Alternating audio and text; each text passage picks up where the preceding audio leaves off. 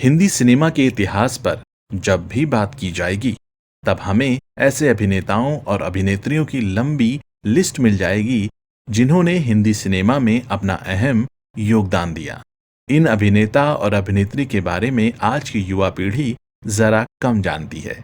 आज हम 40 के दशक की एक ऐसी अभिनेत्री की बात करेंगे, जिन्होंने अपनी खूबसूरती और दिलकश अदाओं से दर्शकों को दीवाना बना रखा था। वो भी तब जब वो दौर ब्लैक एंड व्हाइट सिनेमा का था। सोचिए जरा, अगर वो आज के वक्त में होती तो दर्शकों पर क्या कहर ढा रही होती। उस वक्त पर उन्हें ब्यूटी क्वीन कहा जाता था। नाम था उनका नसीम बानो। नसीम बानो की पैदाइश हुई 4 जुलाई 1916 को पुरानी दिल्ली के कलाकारों और मनोरंजनकर्ताओं के खानदान में। पैदाइश के वक्त उनका नाम रखा गया रोशन आरा बेगम। नसीम बानो की वालिदा यानी अम्मी का नाम छमियान बाई था, जिन्हें शमशाद बेगम के नाम से भी जाना जाता था।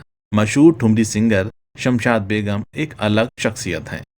नसीम बानो की मां अपने जमाने की मशहूर गायिका थीं और उनके वालिद यानी कि पिताजी हसनपुर के नवाब अब्दुल वहीद खां थे। उनके पास दौलत की कोई कमी नहीं थी। इसी वजह से नसीम बानो की परवरिश बिल्कुल शाही अंदाज में हुई और स्कूल में पढ़ने के लिए वो पालकी से जाया करती थीं, जो उस वक्त बहुत बड़ी बात हुआ करती थी। वो इतनी खूबसूरत थीं कि उन्हें एक बार कोई देख लेता था तो उनके खूबसूरत चेहरे से नजर हटाना मुश्किल हो जाता था। उनकी वालिदा ने उन्हें बिल्कुल फूलों की तरह पाला था। उन्हें किसी की नजर न लग जाए, इसलिए वो हमेशा पर्दे में रहा करती थीं। नसीम बानो ने अपनी पढ़ाई Queen Mary high school Delhi से पूरी की थी। नसीम बानो की मां यानी कि छमियान बाई की दिली तमन्ना थी कि उनकी बेटी पढ़ लिख कर एक डॉक्टर बने, लेकिन नसीम हमेशा से ही एक अदाकारा बनना चाहती थी। दरअसल अदाकारा बनने की उनकी तमन्ना पर्दे पर उनकी पसंदीदा एक्ट्रेस रूबी मेयर्स उर्फ सुलोचना को देखकर जगी थी। लेकिन नसीम की मां उनकी इस तमन्ना के बिल्कुल खिलाफ थी। एक बार की बात है, नसीम बानो अपनी मां के साथ बॉम्बे आई हुई थी, तो उन्होंने अपनी मां से फिल्म की शूटिंग देखने की जिद की। बच्चों की जिद के आगे ज्यादातर माँ बाप झुक ही जाते हैं। नसीम की मां को भी अपनी बेटी की जिद के आगे झुकना पड़ा और वो उन्हें फिल्म सिल्वर किंग, ये फिल्म 1935 में रिलीज हुई थी, इस फिल्म की शूटिंग दिखाने ले गईं। इस फिल्म की शूटिंग देखने के बाद तो नसीम ने ठान ही लिया कि उन्हें अब एक्ट्रेस बनना ही है। जब वो फिल्म की शूटिंग देखने गईं, तब ही सेट पर उनकी खूबसूरती को देखकर लोग दंग रह गए और उन्हें फिल्म में काम करने का ऑफर मिलने लगा। लेकिन नसीम बानो की मां ने फिल्मों के ऑफर ये कहकर ठुकरा दिए कि नसीम तो अभी बच्ची है। लेकिन फिल्म इंडस्ट्री में नसीम बानो की खूबसूरती के चर्चे होने लगे। इसी दौरान फिल्म निर्माता निर्देशक सोहराब ने भी नसीम बानो की खूबसूरती के चर्चे सुने। उस वक्त वो अपनी फिल्म खून का खून के लिए एक नई अभिनेत्री की तलाश कर रहे थे। उन्होंने अपनी फिल्म का प्रस्ताव नसीम बानो के लिए भेजा, लेकिन उनकी मां ने इनकार कर दिया। जब नसीम बानो को ये बात पता चली कि उन्हें फिल्म का ऑफर आया था और उनकी मां ने मना कर दिया है, तो उन्हें बहुत गुस्सा आया। उन्हें उनका सपना टूटता हुआ नजर आया। वो किसी भी कीमत पर इस फिल्म में काम करना चाहती थी, इसलिए उन्होंने भूख हड़ताल कर दी। आखिरकार उनकी मां को बेटी की जिद के आगे झुकना पड़ा और उन्होंने सोहराब मोदी को फिल्म के लिए हाँ कर दी। इस तरह से 16 साल की उम्र में नसीम बानो के फिल्मी करियर का आगाज हुआ। फिल्म खून का खून की सफलता के बाद फिर नसीम ने पीछे मुड़कर नहीं देखा। इस फिल्म के जरिए उनकी शोहरत पूरे देश में फैल गई।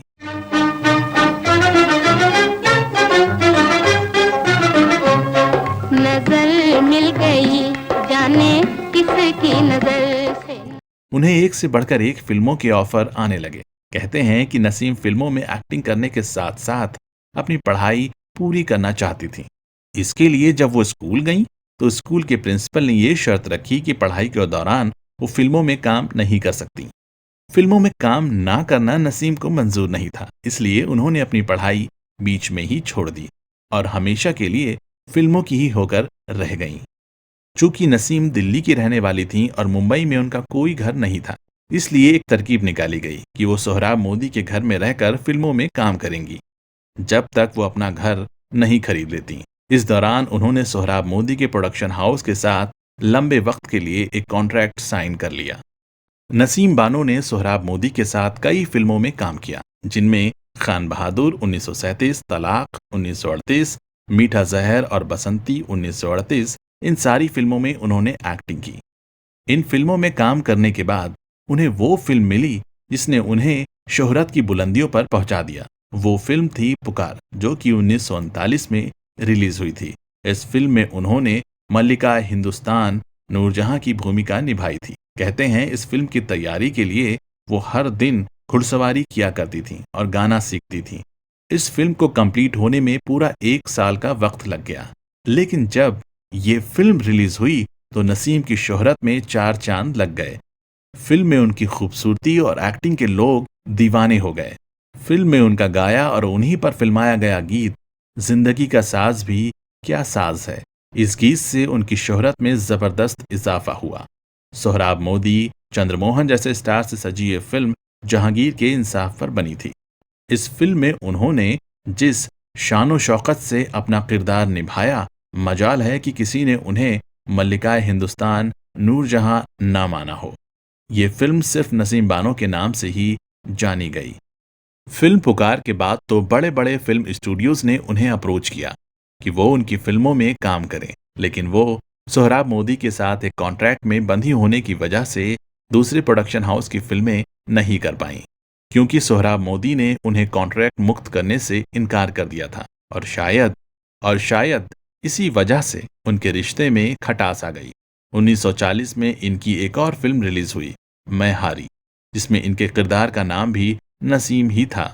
साल 1949 में एक फिल्म आई, चांदनी रात। इसमें नसीम बानो अव्वल अदाकारा थीं और साथी अदाकार थे श्याम, जो नसीम से यही कोई 10 बरस छोटे रहे होंगे। और ये दौर वो था जब हिंदी सिनेमा में सुरैया, नूरजहां, नरगिस, मधुबाला, स्वर्णलता, मुमताज, शांति जैसी अदाकाराओं के सिक्के चलने लगे थे, लेकिन नसीम की अहमियत कम नहीं हुई थी। 1950 की फिल्म शीश महल सोहराब मोदी के साथ उनकी आखिरी फिल्म साबित हुई। इस फिल्म में वो बिना मेकअप के दिखाई दी, जिसमें उनकी खूबसूरती और अदाकारी के खूब चर्चे हुए। सोहराब मोदी के production house Minerva movie tone से अलग होने के बाद नसीम ने कुछ वक्त तक सार्को फिल्म कंपनी में काम किया। फिर उसके बाद वो फिल्मिस्तान स्टूडियो में चली गईं, जहां उन्होंने अशोक कुमार के साथ चल चल रे नौजवान में काम किया। 1940 का दौर नसीम बानो की जिंदगी का सबसे अहम दौर रहा, जब उन्होंने अपने बचपन के प्यार एहसानुल हक साहब से शादी कर ली। एहसान साहब भी फिल्मी दुनिया से जुड़े हुए थे, लिहाजा दोनों ने सोचा क्यों ना खुद की एक फिल्म कंपनी बनाई जाए, और तब बनी ताजमहल पिक्चर्स। इस बैनर के तहत उजाला 1942, अजीब लड़की 1942, बेगम 1945, मुलाकात 1947 और चांदनी रात 1949 जैसी फिल्में बनाई गईं। तभी हिंदुस्तान का बंटवारा हो गया और एहसानुल हक साहब पाकिस्तान जाकर बस गए, लेकिन नसीम ने हिंदुस्तान को चुना। उस दौर में वो कुछ वक्त के लिए अपने दोनों बच्चों सायरा बानो और सुल्तान अहमद के साथ लंदन में भी रहीं। हालांकि फिल्मों के सिलसिले में मुंबई आना जाना बना रहता था, इसी वजह से सायरा बानो का भी फिल्मों में आगाज हो गया। इसके बाद नसीम मुंबई में ही आकर रहने लगी। पुकार, चल चल रे नौजवान, अनोखी अदा, शीश महल और शबिस्तान उनकी कुछ बेहतरीन फिल्में हैं। उन्होंने अपने वक्त के सभी बड़े एक्टर्स सोहराब मोदी, चंद्रमोहन, पृथ्वीराज कपूर, त्रिलोक कपूर, अशोक कुमार, श्याम, सुरेंद्र, प्रेम अदीब और रहमान के साथ काम किया। शबिस्तान की शूटिंग के दौरान अभिनेता श्याम घोड़े से गिर पड़े थे और उनकी मौत हो गई थी। बाद में उनकी बॉडी डबल के साथ फिल्म को शूट करके रिलीज किया गया था। हालांकि उन्होंने कुछ एक्शन और फैंटेसी फिल्मों में भी काम किया, जैसे सिंदबाद जहाजी 1952 और बागी 1953, लेकिन ये फिल्में बॉक्स ऑफिस पर फ्लॉप हो गई थीं। 1957 की फिल्म नौशेरवां आदिल उनकी आखिरी फिल्म साबित हुई। हालांकि इसके बाद 1966 में उनकी एक पंजाबी फिल्म चड्डियां दी डोली रिलीज हुई थी। 1960 में एक ऐसा दौर भी आया जब फिल्म मेकर्स नसीम बानो के घर तो आते थे उनकी बेटी सायरा बानो को अपनी फिल्मों में कास्ट करने के लिए, लेकिन नसीम को देखकर अपनी सुध बुध खो जाया करते थे और उनसे गुजारिश करते थे कि उनकी फिल्मों में कोई किरदार अदा कर दें तो बड़ी मेहरबानी होगी, लेकिन नसीम मुस्कुराते हुए मना कर देती थी। वो नहीं चाहती थीं कि कोई भी उनका और उनकी बेटी से कंपैरिजन करे, यानी कि अदाकारी और खूबसूरती को लेकर दोनों के बीच किसी भी तरह की गैर वाजिब तुलना की जाए। अपनी इसी सोच की वजह से नसीम ने फिल्मों में काम करना बिल्कुल बंद कर दिया। कहते हैं कि के आसिफ ने 1960 में नसीम को मुख्य अदाकारा के तौर पर अपनी कोई फिल्म का ऑफर दिया था, जिसे नसीम ने मना कर दिया था। फिल्मों में एक्टिंग ना करने का मतलब ये नहीं कि उन्होंने फिल्मों से अपना नाता हमेशा के लिए तोड़ दिया हो, बल्कि फिल्म इंडस्ट्री में उनकी बेटी सायरा बानो के आ जाने के बाद उन्होंने अपना एक नया किरदार चुन लिया। वो ये कि अपनी खूबसूरत बेटी की खूबसूरती में चार चांद लगाने का, सायरा बानो के लिए कपड़े डिजाइन करने का। सायरा के लिए कपड़े डिजाइन करने का ये सिलसिला उनकी पहली फिल्म जंगली से लेकर तब तक जारी रहा जब तक वो हिंदुस्तान के अभिनय सम्राट की शरीके हयात बनने के कुछ सालों बाद, जब तक वो फिल्मों से दूर नहीं हो गईं। कहा जाता है कि सायरा बानो और दिलीप कुमार की शादी के पीछे नसीम बानो का ही हाथ था। सायरा जब अपने करियर में ऊंचा मकाम हासिल कर रही थीं, इस दौरान उन्हें राजेंद्र कुमार से मोहब्बत हो गई। राजेंद्र कुमार उस वक्त शादीशुदा थे और 3 बच्चों के बाप थे। जब ये बात नसीम बानो को पता चली तो उन्होंने अपनी बेटी को खूब समझाया, लेकिन जब बात नहीं बनी तो नसीम बानो ने दिलीप कुमार की मदद ली और उनसे सायरा को समझाने के लिए कहा। दिलीप कुमार ने जब सायरा बानो को समझाने की कोशिश की तो सायरा ने उल्टे उन्हीं से सवाल कर दिया, अगर वो राजेंद्र कुमार को छोड़ दें तो क्या वो उनसे शादी कर लेंगे? उस वक्त दिलीप कुमार के पास कोई जवाब नहीं था। इसके बाद दिलीप और सायरा की मुलाकातों का सिलसिला शुरू हो गया और ये मुलाकात मोहब्बत में तब्दील हो गई और 11 अक्टूबर 1966 को 44 साल के दिलीप कुमार ने 22 साल की सायरा से शादी कर ली। कहते हैं इस शादी को करवाने में नसीम बानो और सुबोध मुखर्जी को काफी फील्डिंग करनी पड़ी थी। खैर, ये शादी काफी कामयाब रही और सायरा ने दिलीप कुमार का साथ उनकी आखिरी सांस तक दिया। 18 जून साल 2002 जब नसीम बानो ने मुंबई के अपने घर में आखिरी सांस ली, उस वक्त उनकी उम्र 85 बरस के आसपास रही होगी। तो दोस्तों, ये थी दास्तान भारत की पहली सुपरस्टार नसीम बानो की जिंदगी की।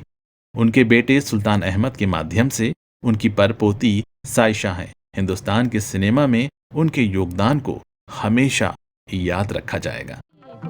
वालों की गलियों में जाना नहीं, जहर खाना मगर दिल लगाना नहीं।